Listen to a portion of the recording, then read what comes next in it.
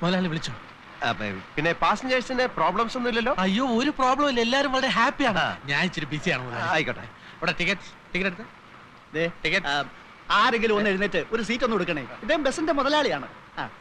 ആരെങ്കിലും ഒന്ന് എഴുന്നേറ്റ് അശാനെ ഒന്ന് എഴുന്നേറ്റ് ഒരു സീറ്റ് പ്ലീസ്. വേണ്ട വേണ്ട, ആരും എണീക്കരുത്. പാസഞ്ചേഴ്സ് ഒറ്റ ആളും എണീക്കരുത് പ്ലീസ്. ആരും എണീക്കരുത്. നീ എന്താ പപ്പ ഈ കാണിക്കുന്നത്? പാസഞ്ചേഴ്സിന്റെ സംതൃപ്തിയാണ് ഓണറായി എന്റെ സംതൃപ്തി. എന്റെ പാസഞ്ചേഴ്സിന് ഒരു തരത്തിലുള്ള യാതൊരു അസൗകര്യം ഉണ്ടാകാൻ പാടില്ല.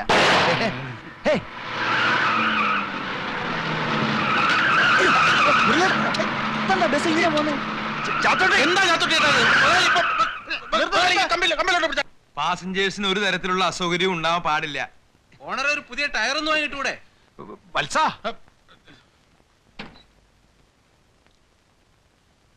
ഹലോ, ഒന്നറിയണേ, സ്റ്റെപ്പിന് വരണം, കുറച്ച് ടൈം എടുക്കും. വീലിന്റെ കാറ്റ് പോയി. അയ്യേ, എന്താ വത്സ ഇത്? പുതിയ ഒരു ടയർ വാങ്ങിക്കാൻ പാടില്ലേ? പണം എന്നോട് ചോദിച്ചാ പോരായിരുന്നോ?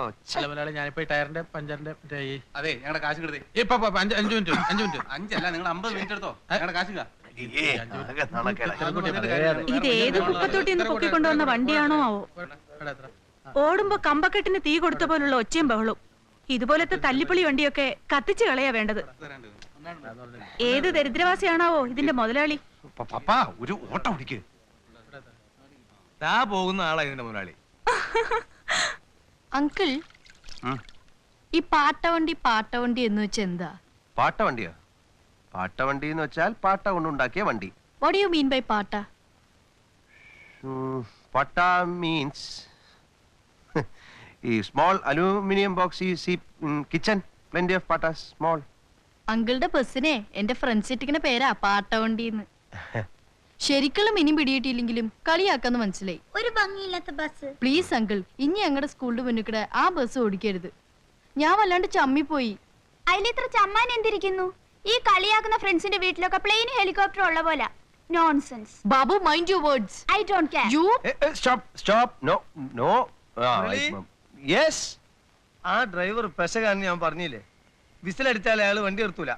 അഥവാ നിർത്തിയാൽ തന്നെ റൈറ്റ് പറഞ്ഞിട്ടും കൊടുത്താണ്ട് വിടും ചെയ്യും. ആകാശത്തേക്ക് നോക്കിയിട്ടാണ് ബസ് ഹോട്ടല്. ലാസ്റ്റ് ട്രിപ്പ് കട്ടായി, വണ്ടി അതാ വർഷാപ്പ് കിടക്കണം. എന്തു പറ്റി?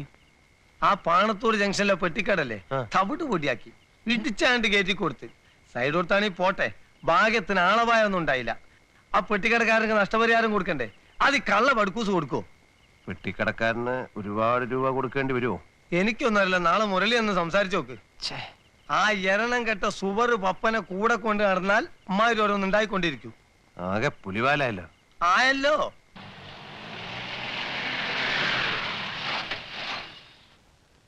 ആ മാന്യൻ എവിടെ? ഏത് മാന്യൻ? 8000 ചില്ലാനം രൂപ ഞാൻ ആ പെട്ടിക്കടക്കാരന് കൊടുത്തിട്ട് വരിക. കുറെ ചീത്തയും കിട്ടു. ആ കണ്ണുകൂട്ടനെ ബസിന്റെ അകത്ത്. ഓഹോ, സുഖിച്ചിരിക്കാണല്ലേ ഇവിടെ? താൻ എവിടുത്തെ മിലിറ്ററി ഡ്രൈവർ ആണോ? കുന്നിലും മലയിലും വണ്ടി ഓടിച്ച് പ്രഗത്ഭനാണത്രേ. എവിടെ നോക്കിയാണോ വണ്ടി ഓടിക്കുന്നത്? ഞാൻ മനഃപൂർവ്വം ചെയ്തതല്ലോ മുതലാളി. മിണ്ടി പോരുത്. എടോ, തന്റെ കണ്ണ് കണ്ടാൽ അറിയാം തനിക്ക് കണ്ണിന് കാഴ്ചയില്ലെന്ന്. എടോ, മരുഭൂമി കിടന്ന് ചോര നീരാക്കി ഉണ്ടാക്കിയ കാശായത് അറിയോ? ഗൾഫിൽ വെച്ചായിരുന്നെങ്കിൽ തന്റെ കൈയും കാലും വെട്ടിയെടുത്ത് തന്റെ കണ്ണും ചൂഴ്ന്നെടുത്ത് തന്നെ. അറിയോ? തന്റെ പേരെന്താ? ചാത്തുട്ടിന്ന്. താൻ ചാത്തൂട്ടിയല്ല, താൻ പോത്തൂട്ടിയാ. എന്നെ തൊലയ്ക്കാൻ വേണ്ടിട്ട് എന്റെ ചെറിയ ഏട്ടൻ ഇയാൾ എന്റെ തലയെ കെട്ടി വെച്ചിരിക്കുക. എടോ, 8000-ഓളം രൂപ ഒരുത്തന്റെ തലയ്ക്ക് ഒഴിഞ്ഞിട്ടേച്ച് വരിക. ചെറിയേട്ടന്റെ ആളായതുകൊണ്ട് ഇയാളെ ഇപ്പൊ ഞാനൊന്നും ചെയ്യുന്നില്ല. ഞാനൊരു തൊഴിലാളിയാണ്. ഒരു തൊഴിലാളിയുടെ വികാരം എന്താണെന്ന് എനിക്കറിയാം. ഇനി ഇങ്ങനെ വല്ലതും നടന്നാൽ അതോടെ തന്നെ കൊന്നുകളയും. എല്ലാവരുമായിട്ടാണ് ഞാനീ പറയുന്നത്, മനസ്സിലായോ?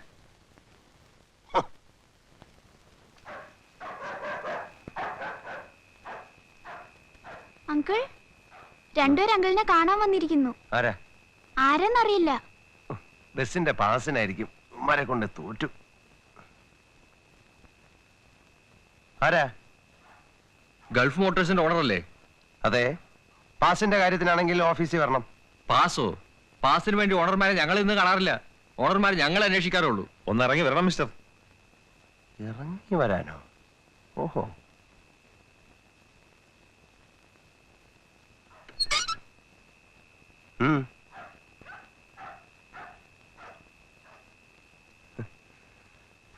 ഇങ്ങോട്ട് വരണം. ഏ? ഗൾഫിലായിരുന്നല്ലേ? അതെ. ആ അതുകൊണ്ട് ചിലപ്പോ പ്രഭാകരൻ സാറിനെ പറ്റി കേട്ട് കാണില്ല. KBTUവിന്റെ താലൂക്ക് സെക്രട്ടറി. KBTU എന്ന് വെച്ചാ? കേരള ബസ് തൊഴിലാളി യൂണിയൻ. ഓ ഓ. ലോക്കൽ കമ്മിറ്റി ഓഫീസിൽ വന്നപ്പോഴാ വിവരം അറിഞ്ഞത്. മൂരാച്ചികളുടെയും ബൂർഷ്വാസികളുടെയും നാട്ടിൽ നിന്ന് വന്ന ആളായതുകൊണ്ട് ധിക്കാരം അല്പം കൂടുതലായിരിക്കും എന്നറിയാം. പക്ഷേ രാഷ്ട്രീയ പ്രബുദ്ധിയുള്ള തൊഴിലാളികളുടെ നാട്ടിൽ കൂടി ബസ് ഓടിക്കുമ്പോൾ ചില കാര്യങ്ങൾ മനസ്സിലാക്കുന്നത് നന്നായിരിക്കും. എന്താ ഇപ്പൊ പ്രശ്നം? ഇന്നത്തെ തൊഴിലാളി ആത്മാഭിമാനമുള്ളവനാണ്. അടിച്ചമർത്താൻ ശ്രമിച്ചാൽ കൂടുതൽ ശക്തിയോടെ അവൻ ഉയർത്തെഴുന്നേൽക്കും. ഇതൊക്കെ എന്നോട് പറയുന്നത് എന്തിനാ? നിങ്ങളുടെ ഡ്രൈവർ ചാത്തുട്ടി അത്തരത്തിലൊരു തൊഴിലാളിയാണ്. അയാളെ നിങ്ങൾ കണ്ണുപൊട്ടനെന്ന് വിളിച്ചു. ഇനി വല്ല അപകടം ഉണ്ടായാൽ അയാളെ കൊന്നുകളയും നിങ്ങൾ ഭീഷണിപ്പെടുത്തി. ആരാ നിങ്ങൾ? യമധർമ്മനോ? റോഡിൽ ഓടുന്ന വണ്ടി ചിലപ്പോ മറിയും, ചിലപ്പോ ഇടിക്കും എന്ന് വെച്ചൊരു തൊഴിലാളി അവമാനിക്കാൻ ആരാ നിങ്ങൾക്ക് ലൈസൻസ് തന്നത്? ആ അത് ശരി. അപ്പൊ ഞാൻ പെട്ടിക്കടക്കാരന് കൊടുത്ത 8000 രൂപയോ? നിർത്താം ഹേ നിങ്ങളുടെ രൂപ. എല്ലാ ബൂർഷ്വാസിയും അവന്റെ രൂപം കൊണ്ടാണ് മനുഷ്യത്വത്തെ അളക്കുന്നത്. ഇനി ഇങ്ങനെ വല്ല സംഭവം ഉണ്ടായാൽ തൊഴിലാളി ആരാണെന്ന് നിങ്ങൾ അറിയും. അത്ര ഞാനിപ്പോ പറയുന്നുള്ളൂ.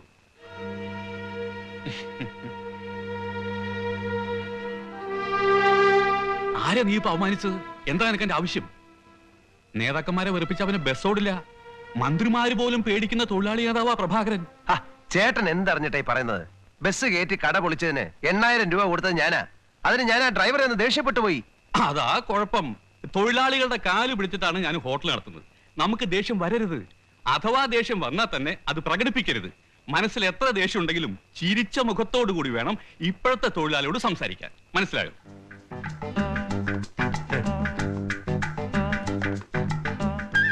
ചാത്തുക്കുട്ടി ചേട്ടാ നമസ്കാരം.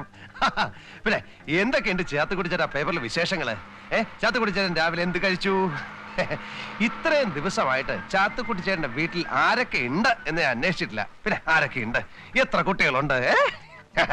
എന്താ കുട്ടികളെയൊക്കെ കൊണ്ടുവരാത്തത്? അവര് ബസ്സിൽ കയറി ഫ്രീ ആയിട്ട് അങ്ങോട്ടും ഇങ്ങോട്ടും ഒക്കെ സഞ്ചരിക്കട്ടെ.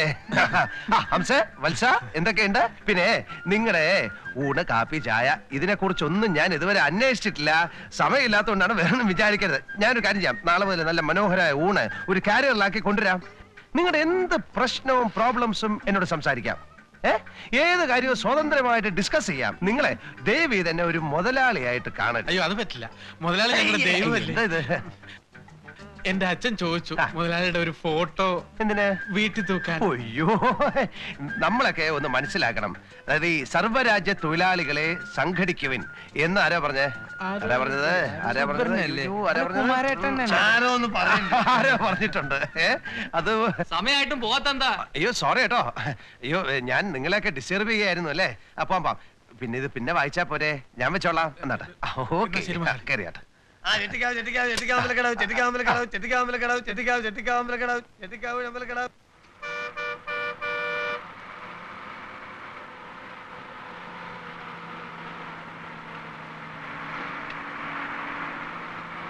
ബുദ്ധിമുട്ടില്ലെങ്കിൽ കുറച്ച് മുതലാളിയാ. ഹംസേ, നമ്മുടെ വത്സ നല്ല മിടുക്കനല്ലേ? വലിയ മോശം പറഞ്ഞൂടാ. അങ്ങനെയല്ല, അവന്റെ വിനയവും പിന്നെ മര്യാദയും പാസഞ്ചേഴ്സിന് അടുത്തുള്ള പെരുമാറ്റവും കണ്ടക്ടേഴ്സ് ആയാലും ഇങ്ങനെ വേണം.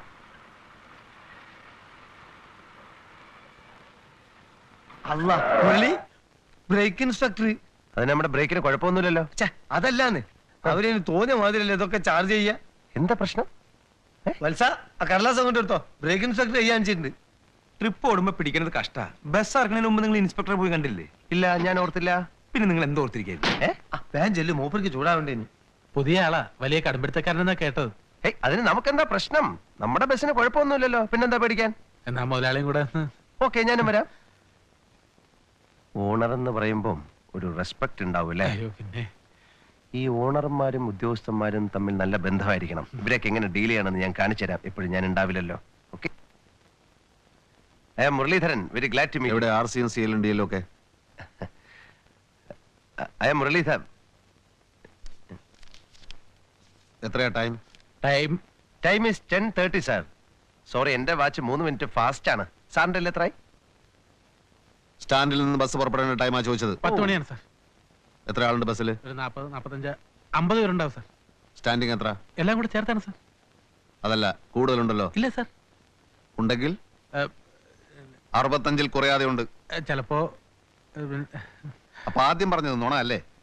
കണ്ടീഷൻ മോശമായി ഇതുപോലുള്ള ഒരു ബസ്സിൽ ഓവർലോഡ് ചെയ്യാൻ സമ്മതിക്കില്ല. സാർ, പുതിയ ബസ്സിന് ഞാൻ ബുക്ക് ചെയ്തിട്ടുണ്ട് സാർ. അറിയും. I am Gulf motors. അല്ല, owner of the Gulf motor. I won't allow anybody to violate the rules. Time schedule exhibit ചെയ്തിട്ടുണ്ടോ? അത് പിന്നെ പാർട്ടി പെർമിറ്റ്? അത് നോൺസെൻസ്. കുറെ ആളെയും കയറ്റി ടിക്കറ്റും കൊടുത്ത് അങ്ങ് ഓടുകയാണല്ലേ. ഫിറ്റ്നസ് സർട്ടിഫിക്കറ്റിന് പോലും അർഹതയില്ലാത്ത വണ്ടി, പിന്നെ വയലേഷൻ ഓഫ് പെർമിറ്റ് കണ്ടീഷൻസും. നോ, ഞാൻ സമ്മതിക്കില്ല. സാർ, ഒക്കെ ശരിയാക്കാം സാർ. സാർ, പിന്നെ ഞാൻ ഗൾഫിലായിരുന്നു സാർ. അപ്പൊ NRE അക്കൗണ്ടിൽ എനിക്ക് കേൾക്കണ്ട. രൂപ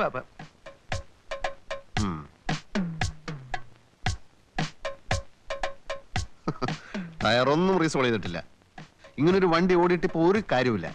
ഫസ്റ്റ് എയ്ഡ് ബോക്സിൽ മെഡിസിൻസ് ഉണ്ടോ? ഉണ്ട് സാർ. നല്ല വില കൂടിയ മരുന്നുകൾ വാങ്ങിക്കാൻ ഞാൻ പറഞ്ഞിട്ടുണ്ട് അല്ലേ?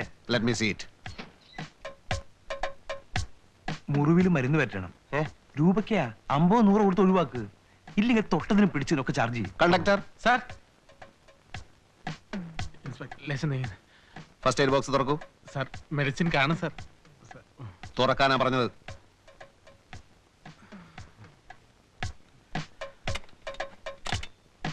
സാർ, തുറക്കൂ.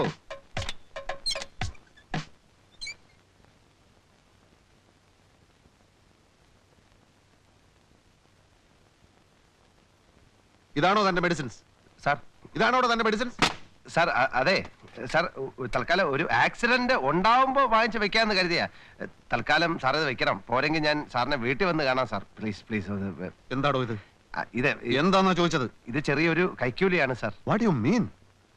ഉത്തരവാദപ്പെട്ട ഒരു സർക്കാർ ഉദ്യോഗസ്ഥനെ അപമാനിക്കുന്നു. It is an insult to all government officials. It is an insult to my department. My dear man, I am not going to leave you.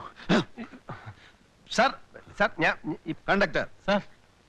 this vehicle shall not be used in a public place until the vehicle has been passed as fit for use by the authority competent. Okay? Sir. ആളുകൾ ഇറക്കി വിട്ടോളൂ. Take this vehicle to my office at a speed not exceeding 15 kilometers per hour. ഞാൻ നിങ്ങളുടെ fitness certificate cancel ചെയ്യാം. ഒരു അബദ്ധം I don't want to talk to you. I won't allow anybody to violate the rules. Come on. മറ്റു ചാർജുകൾ എഴുതരാം. Come on.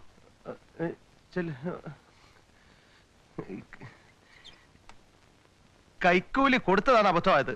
ഈ ദ്രോഹിയുടെ വാക്ക് കേട്ട് പിന്നെ ഞാൻ മനസ്സിൽ എത്ര ദേഷ്യം ഉണ്ടെങ്കിലും ചിരിച്ച മുഖത്തോടു കൂടി വേണം ഇപ്പോഴത്തെ തൊഴിലാളികൾ സംസാരിക്കാൻ.